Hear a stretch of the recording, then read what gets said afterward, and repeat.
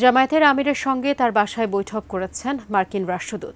এখন ইউরোপীয় ইউনিয়নের রাষ্ট্রদূত আমিরের সাথে বৈঠক করেছেন। সেখানে রয়েছেন সহকর্মী তৌফিক হাসান তুহাদ, যুক্ত হয়ে তার কাছ থেকে বিস্তারিত জানব। তুহাদ, এই বৈঠকের বিষয়ে আপনার কাছে এই মুহূর্তে কি তথ্য আছে আমাদেরকে জানাবেন।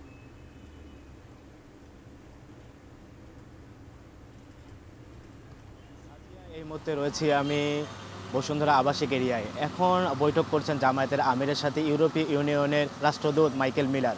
কিছুক্ষণ আগে 8টার কিছু সময় আগে এখানে এসেছিলেন আমেরিকান রাষ্ট্রদূত ব্রেন টি ক্রিস্টেন। তার নেতৃত্বে এখানে বৈঠক চলেছে জামায়াতের আমিরের সঙ্গে। সেখানে বাংলাদেশে যে বিদ্যমান রাজনৈতিক, অর্থনৈতিক ও আসন্ন যে জাতীয় সংসদ নির্বাচন, সেই সংসদ নির্বাচনকে ঘিরে তাদের বৈঠক চলেছে, মতবিনিময় সভা হয়েছে এবং তার পরবর্তীতে এখন পর্যন্ত এসেছে রাষ্ট্রদূত ইউরোপীয় ইউনিয়নের রাষ্ট্রদূত মাইকেল মিলার। এবং এর মধ্যেও আমরা জানতে পেরেছি যে আমেরিকান রাষ্ট্রদূত যে ব্রেন টি ক্রিস্টেন, তিনি তার সাথে মতবিনিময় করেছেন। সে মতবিনিময়ে তিনি জানিয়েছেন যে বাংলাদেশের দুই পক্ষের সম্পর্ক আরও গভীর হয় বলে জানতে পেরেছি।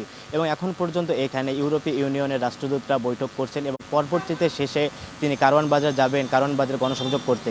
এবং ইউরোপীয় ইউনিয়ন বৈঠক শেষে এখানে যদি ব্রিফ করে থাকে গণমাধ্যম কর্মীদের সাথে, তাহলে যে সবশেষ যে বৈঠকে কি কথা হয়েছে তা পরবর্তী বুলেটিনে আমি জানাতে পারবো। তো এখন পর্যন্ত এই ছিল জামায়াতের আমিরের সঙ্গে ইউরোপীয় ইউনিয়নের বৈঠকের সবশেষ। সাজি